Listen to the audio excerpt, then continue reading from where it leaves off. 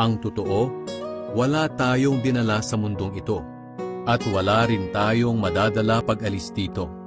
Kaya kung mayroon na tayong pagkain at pananamit, dapat na tayong makontento.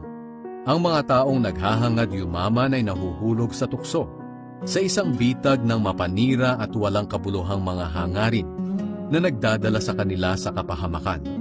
Sapagkat ang pag-ibig sa salapi ang siyang ugat ng lahat ng kasamaan. Ang sobrang paghahangad ng salapi ang nagtulak sa iba na tumalikod sa pananampalataya at nagdulot ng maraming paghihinagpis sa buhay nila. Ngunit ikaw bilang lingkod ng Diyos, iwasan mo ang mga bagay na iyan.